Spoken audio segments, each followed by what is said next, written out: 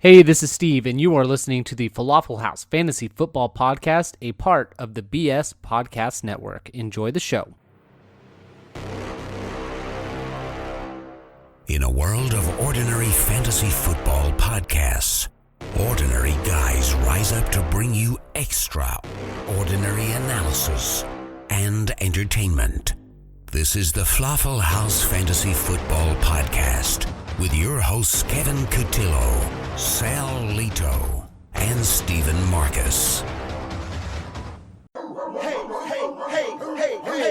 Hey. Bulldogs growling, big dogs growling. Beast mode, we in it. Bulldogs, we winning. First down to a touchdown, won't go down cause we up. Offense unstoppable, defense remarkable. Ain't no I in team, teamwork makes the dream work. See how hard that we work. They say practice make perfect. Down set. Good morning, good afternoon, and good evening. Today is Thursday, July 13th, and this is the Falafel House Fantasy Football Podcast. I am your host, Kevin Cotillo. I have with me, as always, Steve Marcus. What's going on, Steve? What up? How's it going? I'm doing well. well. It's going great. It's going very good today.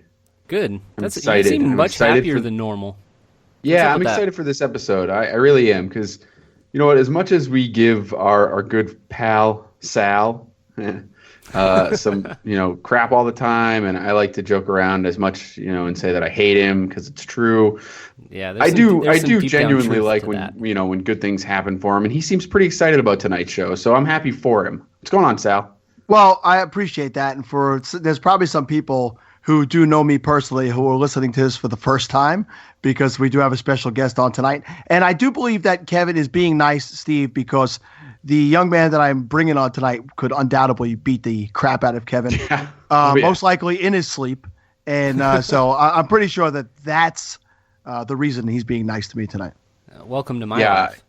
I think he could kick Steve's butt from New York, really. So he could just tell me to beat myself up, and I would listen. I would do it. Not taking any chances. I'm kicking my ass. You're pretty weak. Do you think you could beat yourself up? It would be tough. I'd probably have to use something else. Like I wouldn't just be able to do it with my arms. So you'd have to use weapons on yourself. Yeah. It would be, so Sal, who do we have coming on tonight? Why don't you tell the people it is your guest? Yeah. So you'll hear my big introduction that I wrote out, and I planned out for him. But a young man, Jeremy Ruckert, he is the number one ranked tight end in the nation for the graduating class of 2018, and he was recently named the number 11th overall college prospect in the nation. So he'll be joining us to discuss his upcoming big announcement. And then what? And then what? What are we doing after that? Oh, well, we have a live draft from the PlayDraft app, a sponsor of the Falafel House podcast. Just slip that in there. And we'll be doing that live on the air tonight, and you'll be listening to it recorded. Absolutely. So before we get to that, why don't we just go right ahead and hear from Jeremy? Good evening. We interrupt your currently scheduled podcast to bring you a conversation with someone whom you may actually care about. The Falafel House podcast proudly presents their interview of the week. Please do enjoy. Pleasure for me now to introduce a young man I have known since he was 6 years old, and he first showed up at my soccer practice. Over the last 11 years, I have coached him, watched him win flag football championships with my son, hit laser beam home runs at the local Little League field, and in 2014, as a 14-year-old high school freshman, he burst on the scene to lead the county in receiving touchdowns and his team to a county championship. The 2 years that followed only further cemented that he was a special player, and the offers began to roll in. Joining us is a 5-star, number one ranked tight end in the nation, and number 11 overall player in the nation, Jeremy Ruckert. Jeremy, thanks for joining us on the Falafel House podcast. How are you tonight? I'm good. Thank you for having me. So, we're a fantasy football podcast, as you may or may not know. So the guys have a couple of other questions before we get into, your college plans and your high school season that's coming up. So I'm going to let Steve hit you first, and we'll go from there. All right. Jeremy, we all know from doing this podcast for over a year now what kind of psycho that Sal is, but evidently he used to coach you, so can you give us a little insight about what it is to be coached by one Sal Lito? It's definitely interesting. I remember, even though it was a while ago, I remember he was always screaming at us. Just sometimes some kids would take it a little personal, but we always knew it was for the better, and he always did it the right way. So it was all good. That's interesting because Steve takes it personally, and I just kind of let it roll off my back and realize that he doesn't know what he's talking about. So that's interesting that his students did the same way. So thanks for joining the show. A lot of weeping for me. It's a lot of weeping for Steve. Yeah. Jeremy, I got a question for you. Obviously, we're a fantasy football show. Do you play any fantasy football? Yeah, I do. I do one league with my family. I do a 10-person league with my family. That's awesome. How long have you guys had that league? It's been a few years. Is it new? Yeah, a few years, like 3 or 4 years. Now, obviously, you're a few years away from this, but I assume you'll be required to draft yourself at some point, right? I hope so. That's the long-term plan. If everything works now, out. are you guys playing just a regular redraft where you draft every year, or do you have a dynasty where you keep the same team? It's a redraft. We draft every year, so hopefully, awesome. If it happens, I'll still be on the board for myself. There you go. One of the things that a lot of our listeners are into now, I don't know how much you know about dynasty leagues, but obviously some dynasty leagues have a Devy aspect, what they call Devy. So it's a developmental players where you can actually draft some college players. And it looks like next year, at some point you'll be eligible for that. So I guess my question to you would be, what would you say to those people that would be looking forward to maybe adding you to a roster as a prospect for when you do get to the hopefully get to the NFL? Well, the way the game's been changing, I feel like I bring a certain savviness and athletic aspect to the position. So I'll definitely be able to put up the fantasy points in the future on the receiving end. So I feel like I'd be a pretty good choice for their teams. Hey, do you guys realize that so Evan Ingram, who was just drafted by our hometown New York Giants, Jeremy, he's 6'3", yeah. 234 pounds. Jeremy, tell them what, I want your up-to-date statistics. So what is your height and weight currently? So last week at the opening, I was 6'5.5" and 238, I think. So you're already bigger than the Giants tight end that they just drafted in this year's draft. So yeah, he's a little faster though. Are you aware that your bicep is probably bigger than Steve's waist? So, you guys, you're just getting to know Jeremy and everybody at home. If you want to follow him on all of his social media, he'll give it out at the end. And you can watch this kid. Nobody works harder than this kid. A couple of weeks ago on a Friday evening, I was, heading to my office and sitting next to me in the car. I look and I see it's Jeremy. This is a summer Friday. And it's about 5:30, 6 o'clock at night. I ask him what he's doing. He's heading to his personal training. This kid puts in the work. He puts in the time, and he's definitely being rewarded for it. So you're definitely going to be seeing great things from him. So, Jeremy, let's move on to the opening, presented by Nike, and tell everybody what that is, how you qualified for it, and give them an idea of what you experienced throughout that week. So it's a camp run by Nike and Student Sports, and they go around to 13 different regional camps, and there's like hundreds and hundreds of people at the camps, and they pick the best. Every camp has a different amount based on the players. The best like 5 to 7 players there, and they get invited to go out into Oregon for a week and hang out with a bunch of college players, professional players, and just get coached by the best. So there's 166 of them, and I got invited to the regional. Since freshman year, I couldn't do that freshman year because I was hurt, and then last year I did it, and I didn't make it to the final, so I just kept working, and I got invited at the camp this year. Right, and so it's interesting for me. I've told these guys about you for well over a year, and we've had a couple other guys who do Devy prospects, and I asked them to give me a heads up. Is this kid for real? I've seen you play.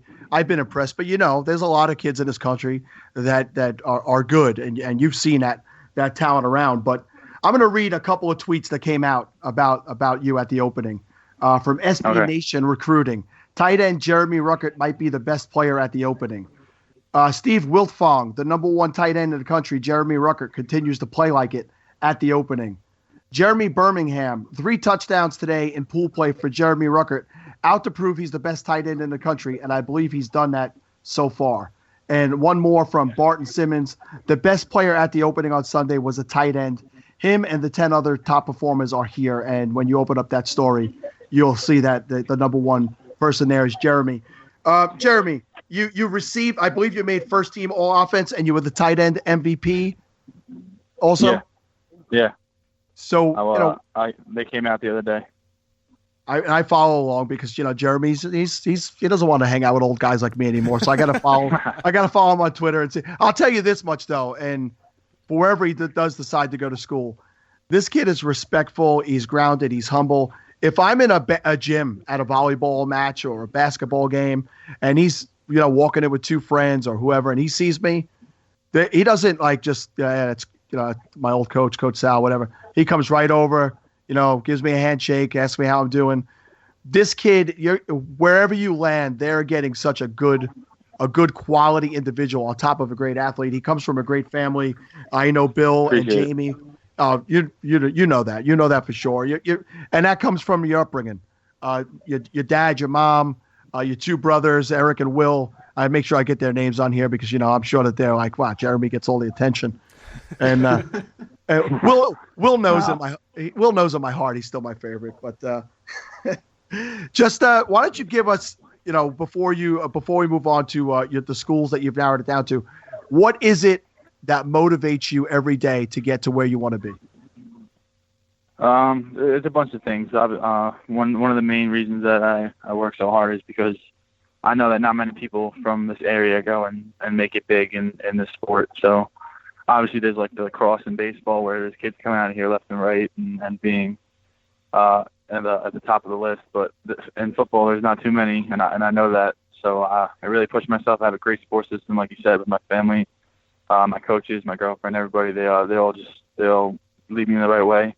I know they're not in it just for what comes out of it. They love the sport just like me. So that's really what pushes me the most.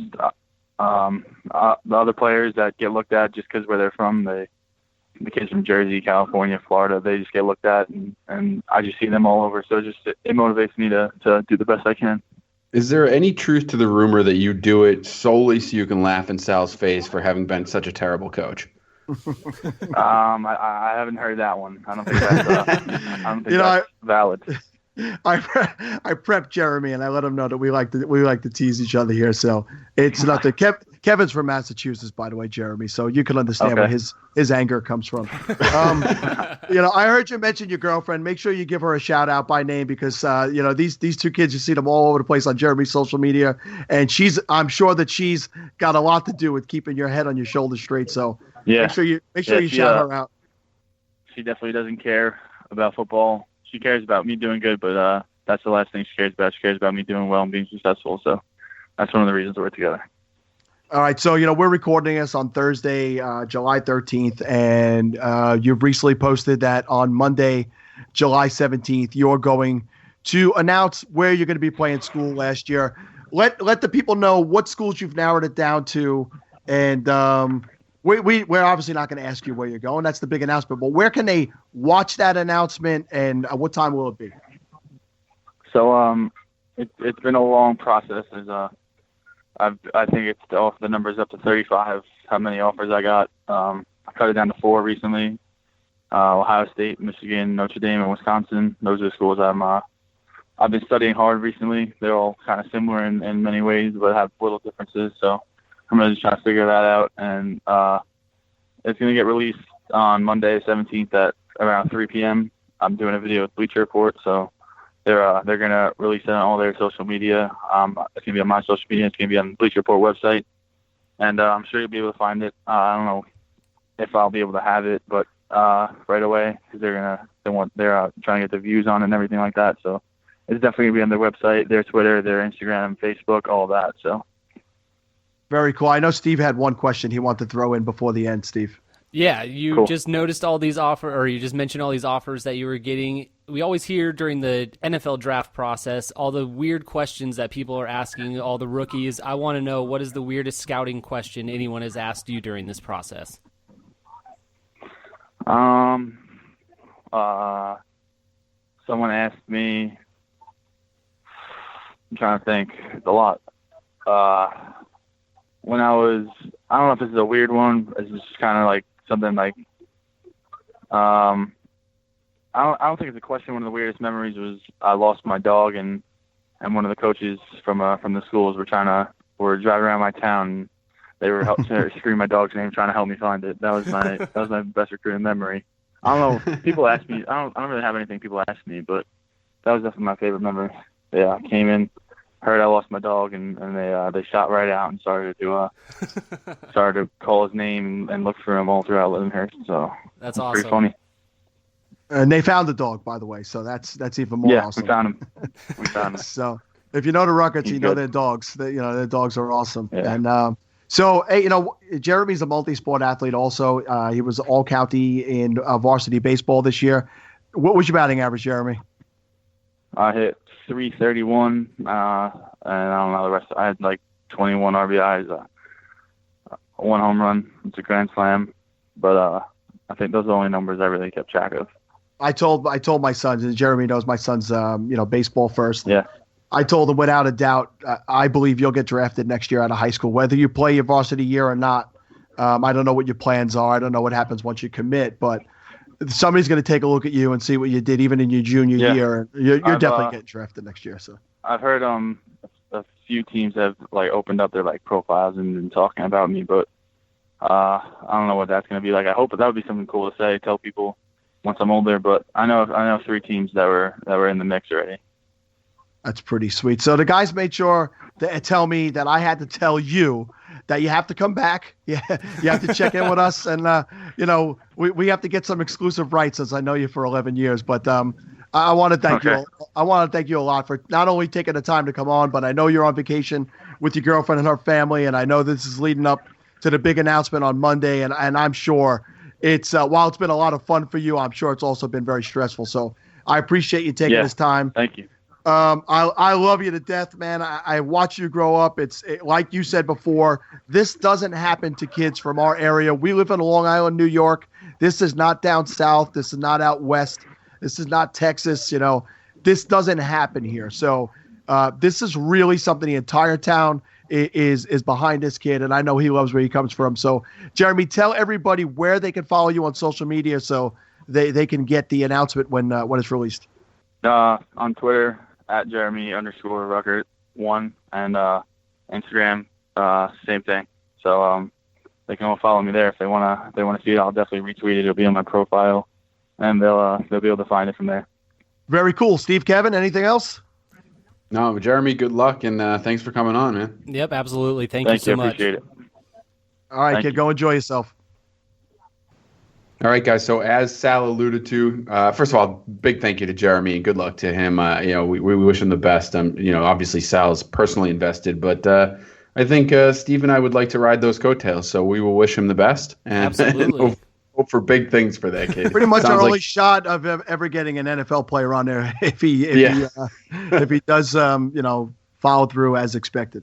Absolutely. And, he seems like a great kid and got a good head on his shoulder. So best of luck. So as Sal alluded to earlier in the show, we are going to do a live draft on the draft app. You can go to playdraft.com/falafel if you don't have the draft app yet and download it. Make sure you put it, go to that website specifically. You get a match on your deposit of anything over $10, and you get a free entry into a contest just for going to playdraft.com/falafel. So make sure you do that. We are going to do this live on the air. We have set up a 10-team draft. They're the best. One of the best things about the draft app is you can do a full draft with 30-second clocks. So it's going to go super fast. But the great thing about that is that you draft a team really quickly. So we should have this done pretty quick. As I mentioned, there are 10 teams.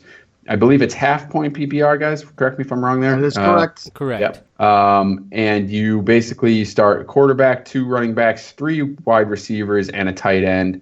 And one flex. And 1 flex. That is correct.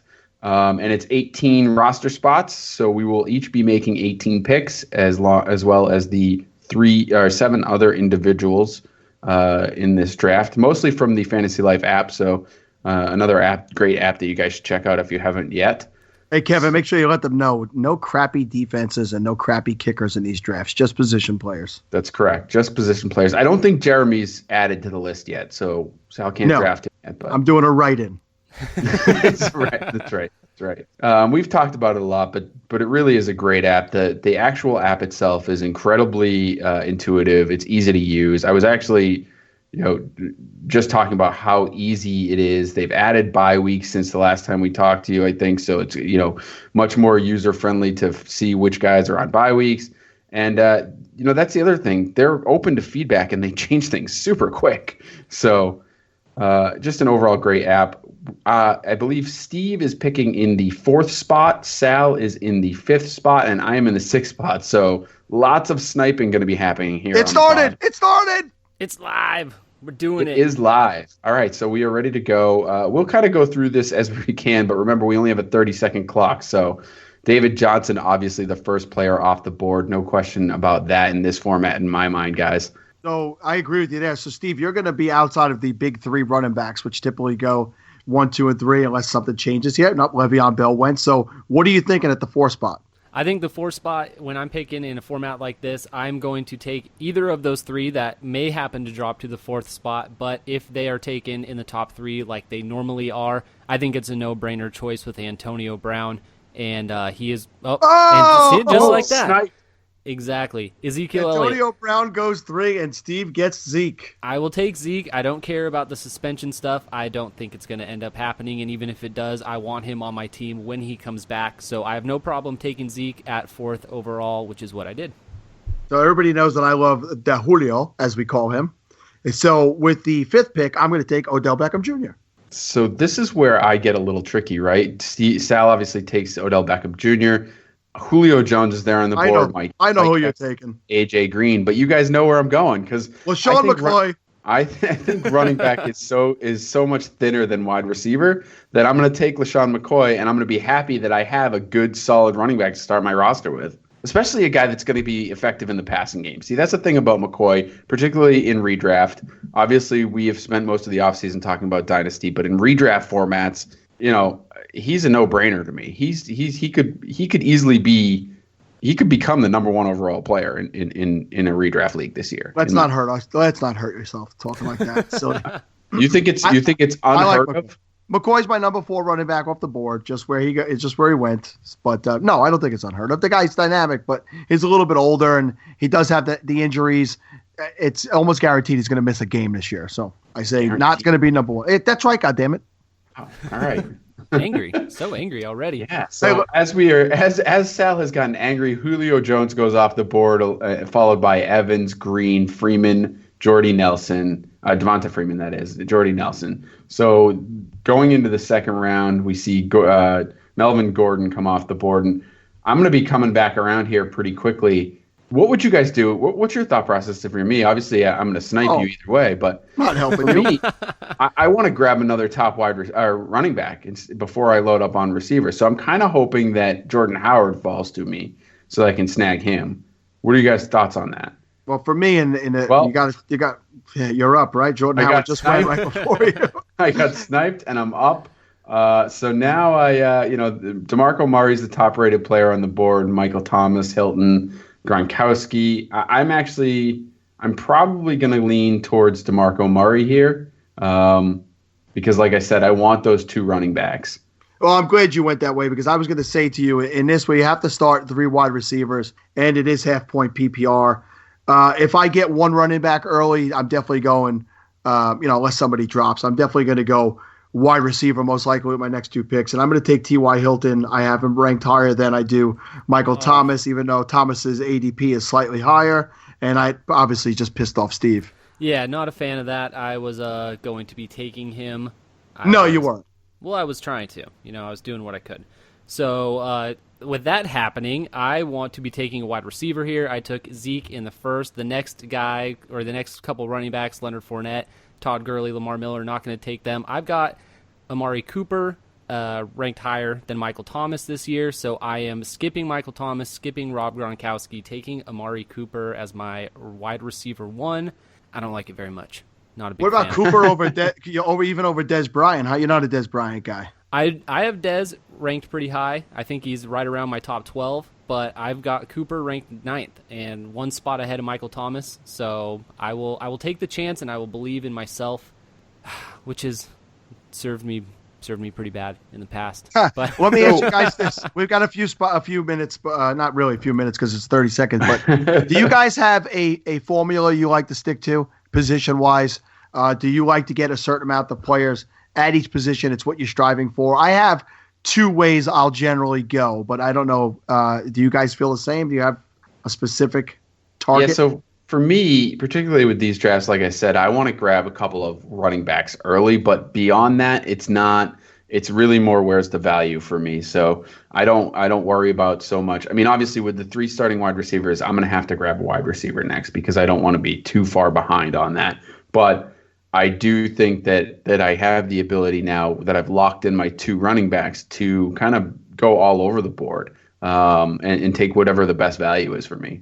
yeah, I think it depends on where you start your draft because that really sets the tone for who you pick first for the most part. And I think if you're in one of those first picks, you want to start loading up on those running backs. I kind of like to try to even it out if the scoring is somewhat even, and it just depends on the format of like this format. I think you want to try and spread it out as much as you can, which is why in the 3rd round, I'm going to be taking Rob Gronkowski. So I like that value there, dropping to the 3rd round. Even in a 10-team draft, I will add him to my team. So while Sal's looking at his pick, Cooper was followed by Gurley, Doug Baldwin, Michael Thomas, Aaron Rodgers, the first quarterback off the board at 3.1.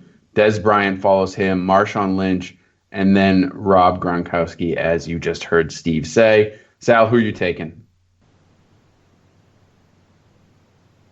Sal takes Lamar Miller. And see, this is why I started off with two running backs, right? Because I think I'm still left with solid wide receiver options here. I can take DeAndre Hopkins, Brandon Cooks. I can take Sammy Watkins. Demaryius Thomas is another good one. I'm going to go with Hopkins myself. So that's the guy that I'm taking. Yeah, I can't knock that pick at all. Especially, I mean, you need a wide receiver. He has got the talent. We've seen it not last year, but the year before that. We've seen what he can do. Of all the wide receivers left on there, I think he has the highest ceiling. And so, yeah, I can't argue that pick at all. So I'm just going to jump in and let you know that I was on mute like an idiot, and I didn't get to talk during my Lamar Miller pick. And so looking at the value there, I did want to go with another wide receiver, but I felt the value is better for Lamar Miller there. So I didn't want to reach for someone. Miller is a PPR back, and it's 0.5 PPR. So interesting to me that in 0.5 PPR, you have Lamar Miller ranked the lowest out of all of us at 11. Yeah, RB don't 11. ever go by my rankings, and I'm not unhappy at all that you dug that up. Leave it to Kev to have. Sal, you know that I and love call to us point out when you do not follow your own rankings. So, Mike, what the question I was asking you guys earlier, and what I was getting at is generally when my drafts are done, I will have 3 quarterbacks, 6 running backs, 6 wide receivers, and 3 tight ends, and I might change that to a 7th wide receiver sometimes, and maybe take 1 from the other positions. But predominantly, my drafts have finished 3-6-6-3, and I like to have the 3rd quarterback in case of an injury, and I like to have the 3rd tight end because that position changes a lot, and also due to injury. So, do you guys find yourself stacking positions in a similar fashion? I think that I do tend to end up with the similar roster construction after each of them. I'm drafting Jordan Reed, by the way, which I hate doing, but I'm doing it anyway. But Travis Kelce's gone already? Yeah, Travis Kelce's gone, Gronk off the board, and I typically wouldn't take a tight end this early, but I'm going to try something a little bit new on this one because I again, have never really come away with one of those big 3 in any of these drafts that I'm doing because of that. But I feel like, you know, I have 2 good running backs. I have a good wide receiver and tight end, and Jordan Reed really presents a good value on the board. So for me, I had to do that. So I grabbed, Steve's on the clock now, but I grabbed Sammy Watkins. Watkins, I've been drafting him in a ton of best ball leagues. But you've heard me speak in the past about him being a guy who I don't like. Steve even has agreed with me. I don't generally have on my teams. I don't know. I'm starting to feel like he's the guy this year. I think he's going to be huge in best ball. And I have him on a ton of my best ball teams right now. So just to recap the last bunch of picks to get us up to speed here. After I took Hopkins, Leonard Fournette goes off the board, followed by the second quarterback, Tom Brady, Isaiah Crowell, Sal's boy, Travis Kelce, Joe Mixon at 4.1, which seems way early to me, but Brandon Cooks at 4.2, Keenan Allen at 4.3, Demaryius Thomas at 4.4, and then you just heard our picks, Jordan Reed and Sammy Watkins. And Steve, give us your thoughts on who you took and why. I ended up taking Allen Robinson, and this is actually the first time I've ever drafted Allen Robinson on any team I've ever owned ever. And so I feel pretty good about it, actually. Getting him in the late fourth round, I added him to the players that I've already drafted, obviously. And I think that his value took quite a bit of a hit last year. I think we saw almost what his ceiling is in 2015, and then 2016, I think we probably saw his floor. So I'm expecting a bounce back for Allen Robinson. He's still getting drafted a little bit higher than I'd like in some leagues that I've drafted in already, but seeing him in the fourth round, adding into what I have already, I felt pretty comfortable taking that pick there. Tyreek Hill just went at 5.1. Wow, that's early. That's super early. So one of the things I love about the draft app, by the way, I just have to throw this in there, is, like we said earlier with the ease of use, I love the queue feature because it's so easy to just scroll through players and star them and then go back and just shift them around. I don't know if you guys found that the same way, but for me, like I've done a lot of those the 8-hour drafts where it's so easy to just set like 8 picks. You know that it's 8 picks in between when you're up. It tells you exactly how many picks, so you can set your queue for that many, and then just not forget about it and not worry about it for a while. So, for me, I love that. I always draft live. I don't set up my queues. I draft live. I'm always at the ready.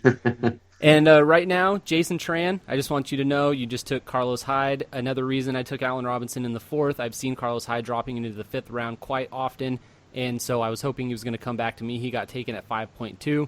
So 2 picks later at 5.4, I took Mark Ingram, took him ahead of Christian McCaffrey, Ty Montgomery, Spencer Ware, a few other guys in that same area. I am high on Ingram, so that's who I took there. Yeah, and the guy I was hoping for to fall was Landry in a half-point PPR. I think he's still good. I think there's going to be some positive touchdown regression for him, so I expect more touchdowns out of him this year. It's not even your pick. Why don't you let Sal talk? What? Why don't you let Sal talk? That's okay. Jeez. I made my picks. Kevin was fine. And you screwed me all up, and now I had to rush my picks, Steve, and I ended up taking Larry Fitzgerald. You screwed me all up. Thanks. I'll trade you. Yeah, it couldn't be worse than Sal's. No, I went with McCaffrey. It's not somebody. I have not picked McCaffrey in any single league yet this year. I did go wide receiver heavy early in this draft, and that left me with Miller and McCaffrey at running back, both going to be PPR running backs. So in a half-point PPR, that's good. I see Steve took Ingram. He still doesn't listen to me, but whatever. Yeah. Well, you didn't take Peterson, so he's right. He's right not to listen to you on that one. So I didn't have to take Peterson yet. That's what you think. You know who's drafting right in front of you, right? You want to take Peterson? Go right ahead. Hey, that Saints backfield is not a bad pairing. Well, there you go. Look at that. Half-point PPR. Where does Adrian Peterson fall for Steve? So Jay took 26. He's in the mid-20s, I was going to say. And he goes 6.2 here. So, I hate that pick. I think it's terrible. But I've been getting Peterson later in these best ball drafts, so somebody must know that I like him and took him because they figured he wasn't coming back around to them because I would have had 2 picks before. Who is J2112? He is a user from the Fantasy Life app. Gotcha. All right, Jay, enjoy my guy. He's going to have a big year. So Golden Tate was another guy that I was looking at here only because I think that the volume that he gets in that offense is significant in a half-point PPR. Am I up and I'm drafted ahead of Steve? Yep. I'm just going to take Martavis Bryant. Go right ahead. I ended up taking a quarterback there, guys, and I know you guys have been waiting on quarterback quite a bit in these drafts, but for me, I think the value in the 5, 6, 7 range, getting Andrew Luck at that point is a steal. Kevin, when I was first started doing these drafts, I was grabbing a lot of Russell Wilson in the 6th round. Luck was going a little bit early. Yeah, Russell likes it. But then I noticed that quarterbacks were dropping. Derek Carr and Stafford and guys like that were dropping really later into these 8, 9, 10 round. So I've started to change up my strategy, and I do not go that early with quarterback anymore. But you took Bryant, so why'd you take him? To piss you off. He's like my Is Bryant 40th one of ranked, Steve's guys? He's Is like my that- 40th ranked wide receiver right now, so Yeah. good job. No, you and I have had plenty of arguments as to where you think he's going to be our wide receiver 2 this year. And in best ball, he's an excellent best ball player. He's the type of guy who will have a big 2-touchdown game. So You He have is. him ranked the highest at 30, Sal. Steve is at 39, and I am at 41. yeah, Steve and I have had arguments where he's defended him to me for some reason. That's weird. I was defending That's his ceiling. Do you guys pay attention to your rankings at all? Just out of curiosity. Who even writes those? I didn't actually do my own. I actually made up all 3 of ours. So let's just give the people an idea. So it's 9:50 now. We're 15 minutes into this draft, and we are in the beginning of the 7th round. That's how quickly you could get these moving. You know, you get 10 friends together, 11 friends together, do a 10-team or a 12-team. Or if And, you're Steve, just like 9 other random people. Because well, if he has 3 phones, he could do a 3-team draft by himself. I'm definitely guaranteed to win. All right. So my last pick in the 6th round was Emmanuel Sanders. Added him to the team. He's somebody that I've targeted in basically every draft that I've been in and have not been able to come up with him. I've been holding off hope, letting him fall 1 round too long every single time. He always gets picked after the point where I'm like, okay, Sanders is going to be my next pick. He is the borderline top 20 wide receiver. The last few years that he's been in Denver, I don't think that is going to change much this year. So I think getting him in the late 6th round is pretty solid value. And then coming back in the 7th round, leading up to the 7.4, I'm looking at a guy that might make Sal a little upset. He is one Yep, Spencer I know who you're Ware. going. Oh, you son of a bitch. I'm gonna take him. He is dipped. The hate on Spencer Ware has gone too far, and I think the hype on Kareem Hunt has kind of been in part of that. But getting him in the 7th round, I feel, is a steal. So I'm going to break that's Sal's an heart. absolute steal. No, my heart, I just spilled out onto the floor. Oh, my goodness. See, maybe you got him on tilt now. He can't even draft. He's only got 20 seconds left, too. Oh, my What are God. you Where's gonna the do? time gone? I might switch it up, and I think I'm going to go in the 7th round with C.J. Anderson. I also something See, that now I feel this is is- great value. This is why, I mean, look, I think that is pretty decent value, but I still love my running backs a lot better than you guys. Then again, I like my wide receivers a lot better than yours, buddy. well, maybe, but I'm about to draft the guy that I've doubled down on again this year, and with Dante Moncrief, I'm still all in for him. I think he's going to do it this year. I think this is the year. Is he going to call stay me healthy? Call me up when Kamar Aiken has 12 touchdowns this year, buddy. That's quite the I have proclamation. Moncrief at 18. You guys are in the 30s. 18. Yep. He hasn't played 18 games in his career. That might be doesn't true. matter. It might It's be all true. talent. It's all talent.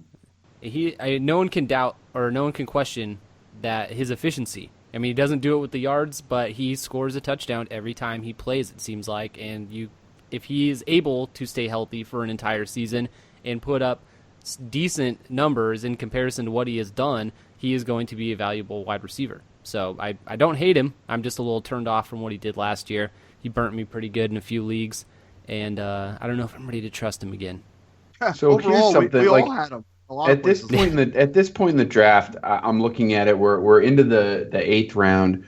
I have filled out all of my required positions, which I think I like. Right? I don't specifically try to do that, but I like the idea that now I can go based on value throughout the rest of the draft. I've got my starting roster. You guys are still short quarterbacks? It looks like. Yep. I don't have a but- tight end. And Sal doesn't have a tight end. So, That's I the guess truth. for me, I think that's kind of what I'm looking for by this point in the draft. So I expect Sal to go tight end here. Yeah, I was Steve, if you can only saw the face I made at the microphone when you said it. All right, a couple of recaps here. I took Moncrief, Crowder, Woodhead, Crowder. Matt Ryan, Powell, Eifert, Cobb, and Perkins all go off the board after that. We got one pick waiting, and then it will be my turn as well. And like I said, now because of the way I've drafted this team, I can go pretty much best available. And Deshaun Seriously? Jackson, one of my favorite best ball guys, obviously the big play, guy over the last 10 years now, maybe. So I'm very excited to add him to the roster. So I might have went tight end if Eifert dropped and he didn't. So I'm going to go. I think Russell Wilson's value in the 8th round is really solid, especially since he gets you to rushing yards on top of it. So I will add my first quarterback with Russell Wilson. So I do see what you're saying, though, Sal, because the quarterbacks that are on the board right now, Jameis Winston, Cam Newton, obviously you just got Russell Wilson, Mariota, Roethlisberger. I mean, it's hard to argue with that strategy. Yeah, I noticed it after the first. I did maybe 2 or 3, and I'm like, boy, I'm grabbing Wilson. I got him in a couple of leagues in the 5th round. I just grabbed him in the 8th, so definitely worked out.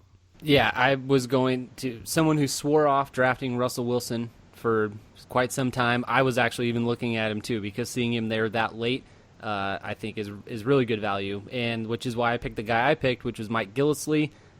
Everyone is shying away from these New England running backs for the most part, but Mike Gillislee has been drafted pretty high because everyone thinks he's going to be taking over that LeGarrette Blount role, and if he does that, getting him in the 8th round, I feel, is the right spot to make a gamble, and best ball formats are the right spots to gamble on these New England running backs if you can find them in the right spot. So I felt comfortable with his value falling deep into the 8th. Yeah, I can easily see a game script where he gets, 3 touchdowns and 100 yards on, 30 carries at least once this season. So I think in a best ball format, you're absolutely right, Steve. I think the New England running backs can have some significant value there because they do go based on game plan. So you know that one of them's going to have a big game at some point. I got to say, Clem Fins, if you do listen back to this, I don't know what you're drinking tonight, but he just took Adam Thielen with the 8-10 pick. So I guess he's got his guys that he wants, and he's going for those guys. But, man. Go get them. Oof.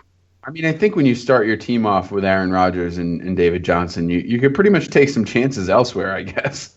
No, I mean, Thielen will have a big game here or there, and I've said that I don't know that Stephon Diggs. I feel Stephon Diggs will probably finish more in the wide receiver 3 territory this year. I know nobody agrees with that, but I think that Treadwell is going to be a bigger player there than people expect. I have Diggs at wide receiver 30. You have him at 26. So yeah, I agree with you.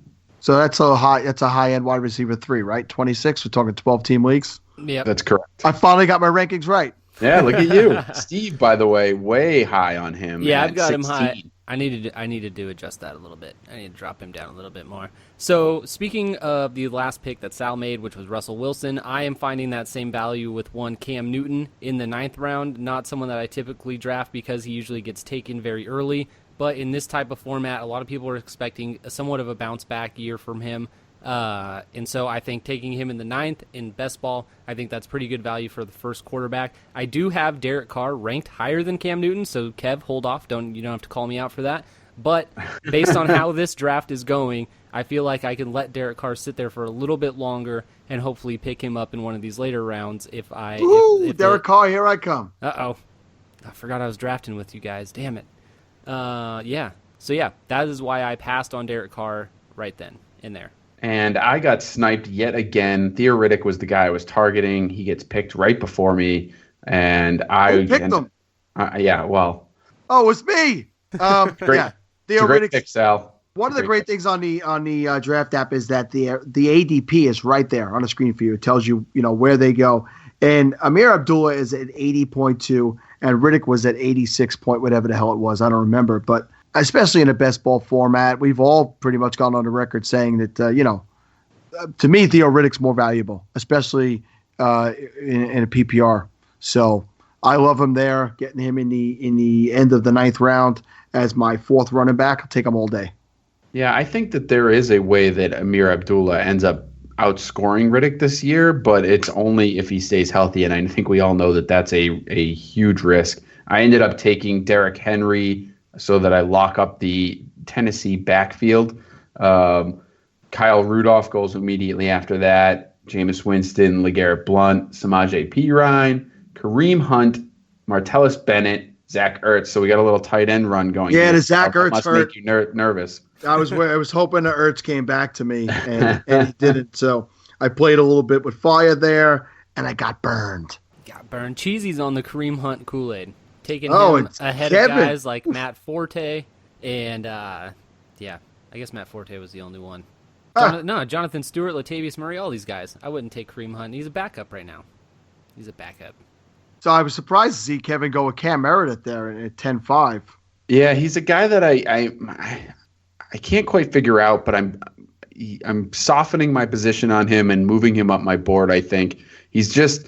I don't trust Kevin White. I don't know how this offense is going to be for sure, but I do think that he's a guy that showed a lot of flashes. I hate it when Sal's right, but he did look good last year. I actually am the highest out of the three of us. I have him at 35. Steve has him at 43, and Sal has him at 51. So he's available for trade in Falafel, and he'll definitely be moving up.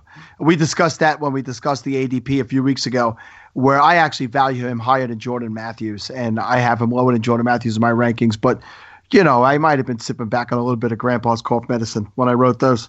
Yeah. Jordan Matthews comes in at 50 for me, so I think we have him basically, well, not even reversed, more than reversed. So, Sal, who'd you take? I ended up going with my first tight end. I went with Jack Doyle, who's more of a Steve guy, but in that offense, and I like Swoop as we discussed all before. Touchdowns. Yeah, I mean he'll have big games. That's what indie tight ends do. They don't necessarily come out and be consistent weekly, but they have the big games. And I followed that up with a pick of Eric Decker, who will be the Titans wide receiver 1 this year. Getting him in the 10th round when everybody is going crazy for Marcus Mariota about how he's going to take the next step after what we saw last year. I think getting Eric Decker is a good grab in the 10th round, although I was sad to see Devontae Parker go right after him because I'm a big Devontae Parker fan this year, and getting him in the 10th I think is a very good value for him. I am trying to plan out whether or not I want to. Well, I can't say what I'm going to do because you guys picked before me. So for you guys, why don't you tell us what you're? Yeah, what's up? Steve, why don't you tell us what you're looking at since you're the first one to pick here? Well, like I said, I am going to be holding out some hope that I think this is the round. I've got 4 running backs right now, 4 wide receivers, and my 1 tight end in Gronkowski. I think I'm going to take. No, I'm not. I can't do it. I can't do it. I might do it. Looking through every. Could you he was just sniped. Brooksy just took him, so he made my right decision ahead easy. Of you. Derek Carr went right ahead of you. Oh, he made my decision a little easier. So I think I'm probably going to be adding another wide receiver here. I think no, I don't like any of these guys. I don't like any of these wide receivers. See a 30-second clock. 10 seconds, they're so 10 fun, seconds. and then this stuff happens. All right, I'm going to take my boy from last year, Matt Forte. I'll take him in the 11th. Whoa, Bilal Powell went off the board at some point. I guess I didn't notice. I was looking at possibly going with another quarterback here. I'm not a Marcus Mariota guy, and I see that there's a few guys ahead of him, behind him rather, that I could go. So I'm going to go over to tight end. I'm going to back up my tight end with Hunter Henry, who, if he picks up where he left off last year, could be a real steal in the 11th round. That's pretty solid, and I will end up taking John Brown. He's a guy I've bought just about everywhere, particularly in this format, because hopefully he's got his injuries and his health issues in order. I think he's got the potential to be a high-end wide receiver 2 if all goes right for him. So to get him in the 11th round, in my mind, is a steal. I would have, I was considering going quarterback or potentially, picking up, I could use another running back, but it looked like the value there. Most of the guys that I am looking at going forward are still going to be around, so I decided to wait on that. Oh, Mariota goes off the board right after you, Kevin. So I knew somebody would be taking him soon. So Mariota comes in, I think, I'm trying to think where I have him. I have him at 12. Sal has him at 15, and Steve at 14. So we're all kind of in the same area. I have him just in the top 12. So.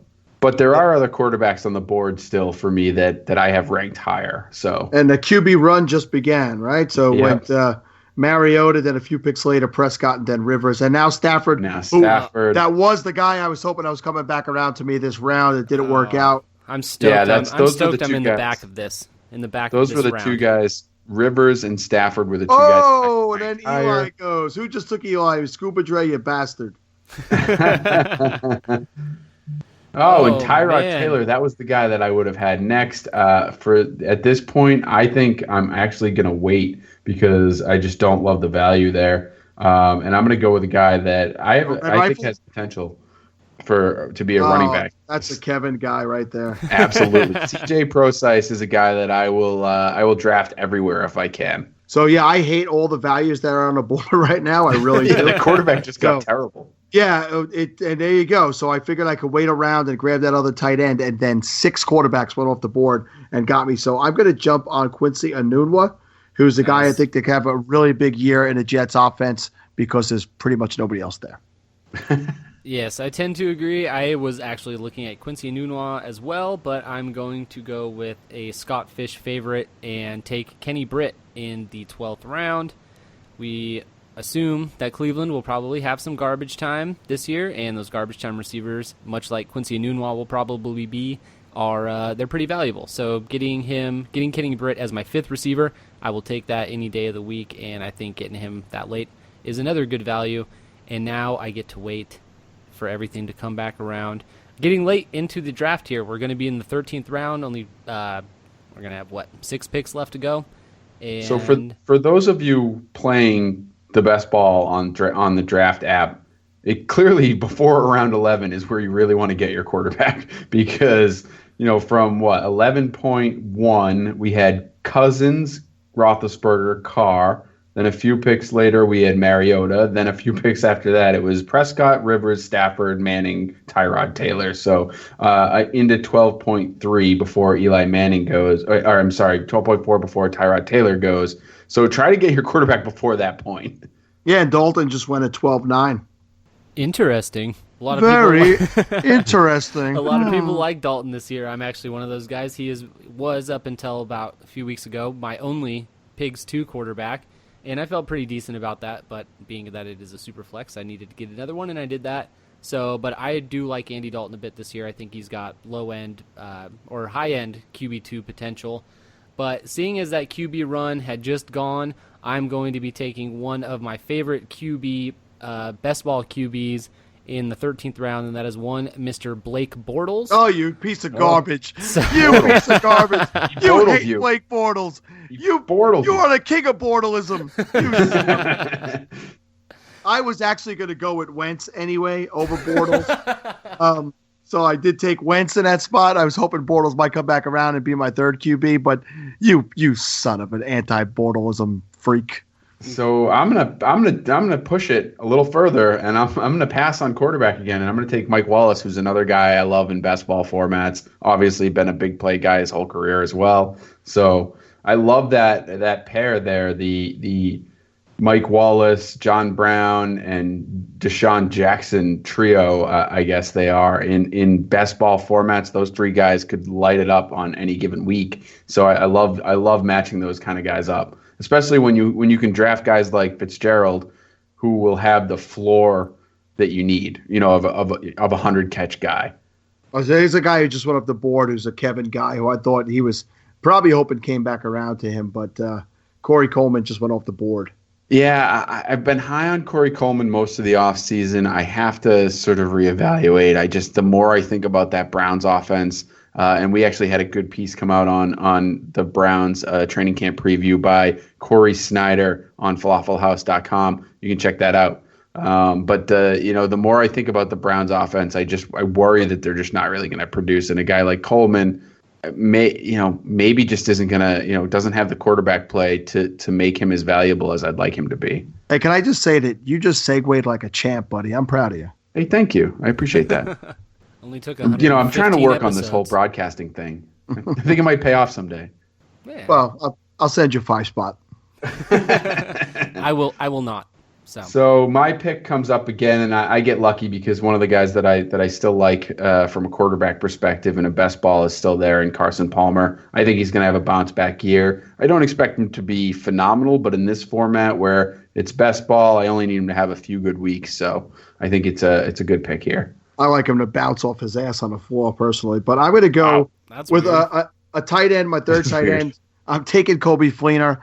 I'm expecting a good year out of Coby Fleener in that Saints offense. They've moved some guys around. Brandon Cooks has moved on. Snead is obviously stepping up. I think the guy who's going to benefit the most from that move is going to be Coby Fleener in the red zone.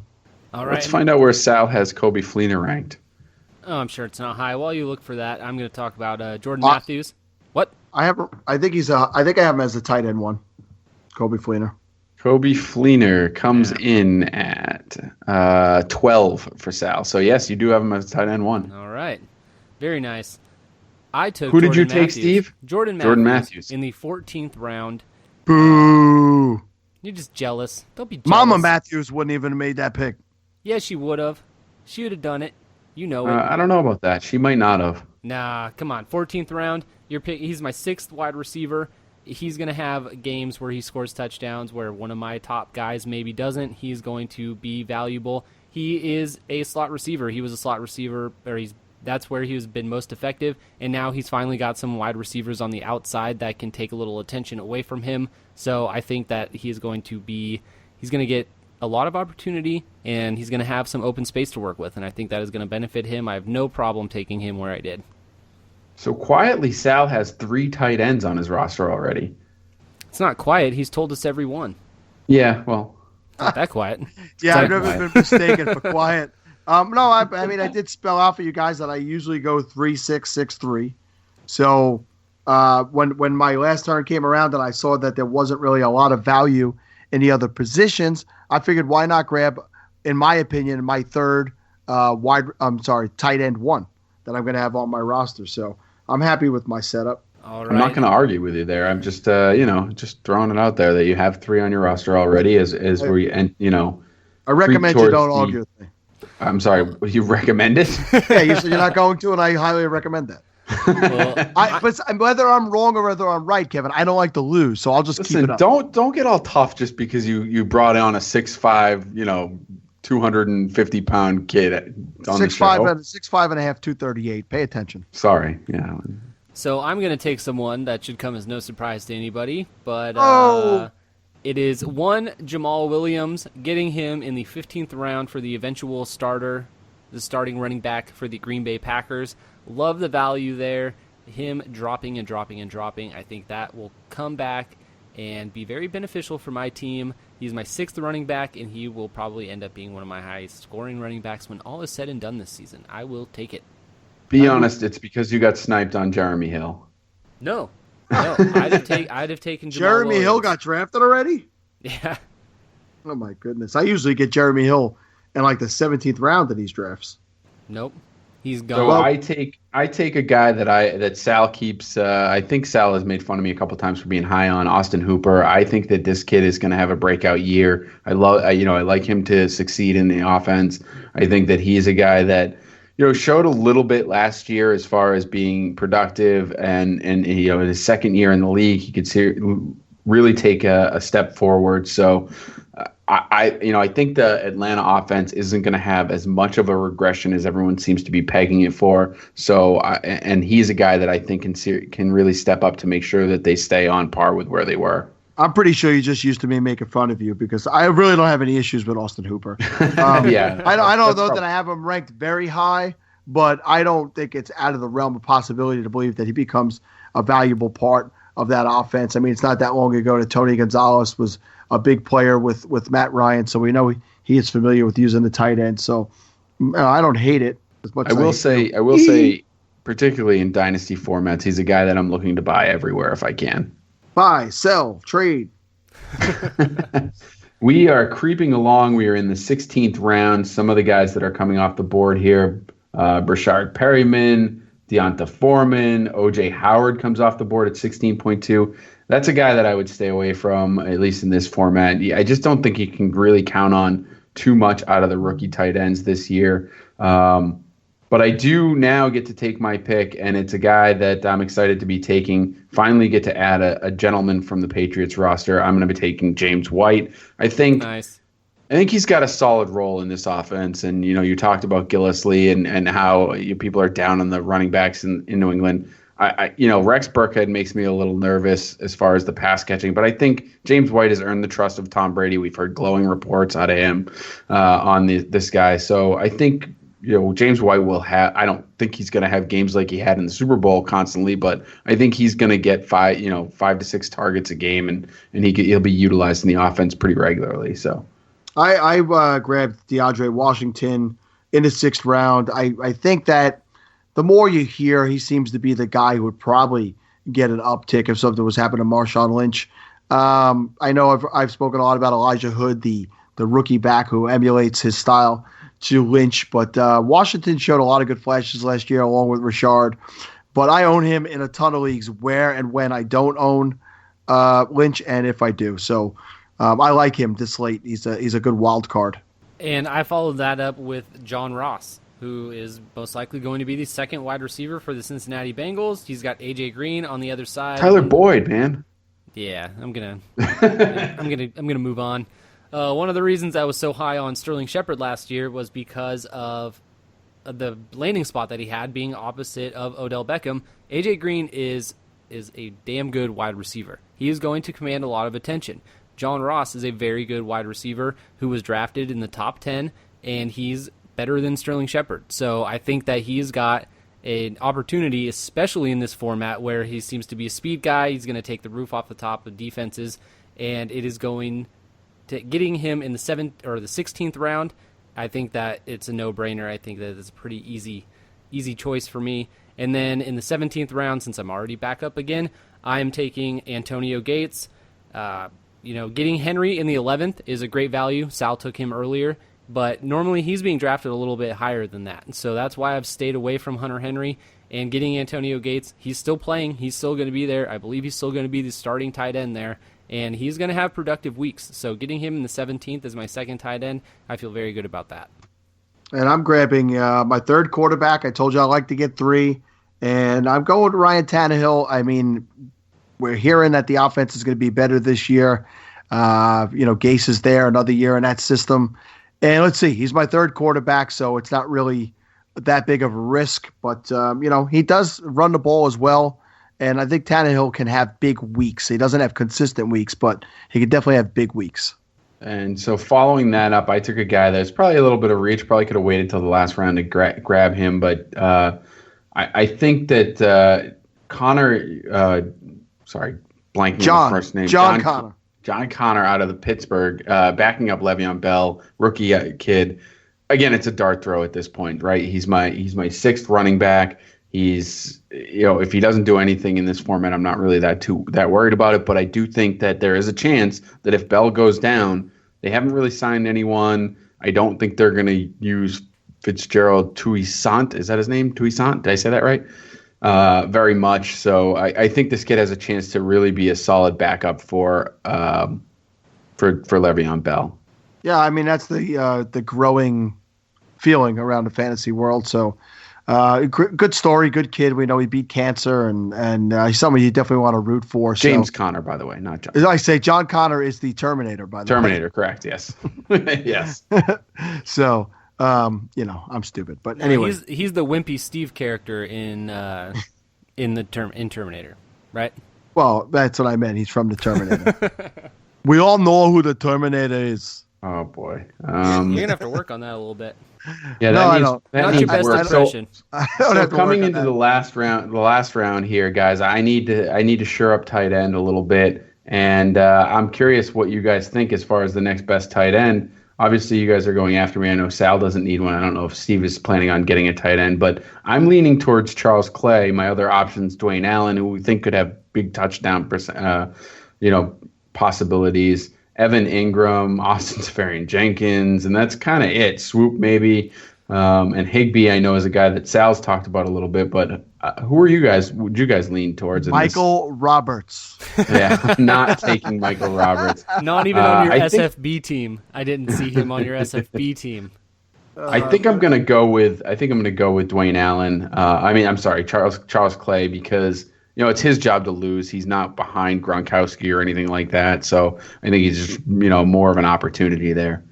So there's some good running backs left on the board. I mean, Thomas Rawls, to get him in the last round would be great. And I'm going to actually pass on him because a guy who I've been taking in every single best ball as late as possible because people are undervaluing him is Chris Thompson from the Washington Redskins. This is 0.5 PPR. The guy caught, 50-something balls last year. He's a great PPR player. So I think he's a steal in the 18th round.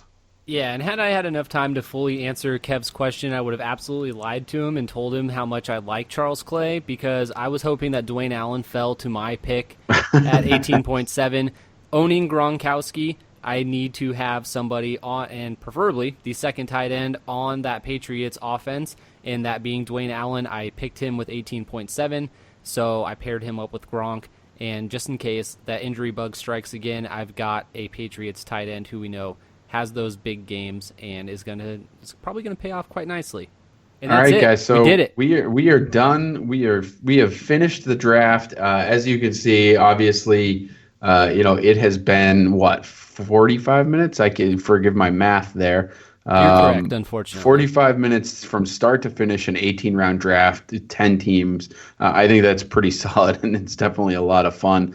Just to go through our teams really quickly. My team consists of Andrew Luck and Carson Palmer. I have LaShawn McCoy, DeMarco Murray, Derrick Henry, CJ Prosise, James White, James Conner, not John Connor, as my running backs. It's not a tumor. DeAndre Hopkins, Larry Fitzgerald, Dante Moncrief, Deshaun Jackson, Cameron Meredith, John Brown, Mike Wallace as my wide receivers, with Jordan Reed, Austin Hooper, and Charles Clay as my tight ends. Steve, who are you got? And who? I guess the guys that I'm most excited about on this roster. I love having Luck at quarterback. I think that his shoulder will be fine by the time the season rolls around. LaShawn McCoy is obviously my boy, and I think pairing him up with Murray is a huge win for me. And I'm hoping Jordan Reed stays healthy because I think he makes this team a winner.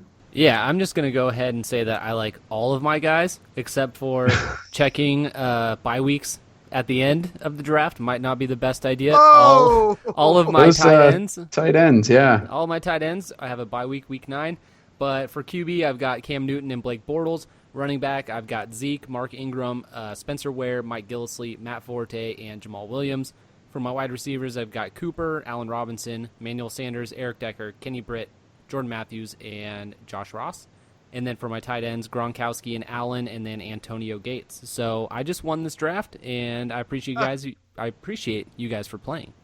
Steven said that after every draft that we have done, which means he's going to be very rich. Come late December, it's going to be, New Year's Steve is going to be quite a celebration. Booyah! This Get year, ready, everybody! With all the money he has. So going over my roster, this is probably not one of my most favorite running back rosters. It's definitely consists of a lot of PPR backs and Lamar Miller, Christian McCaffrey, C.J. Anderson, not so much, but Theo Riddick, DeAndre Washington, and Chris Thompson.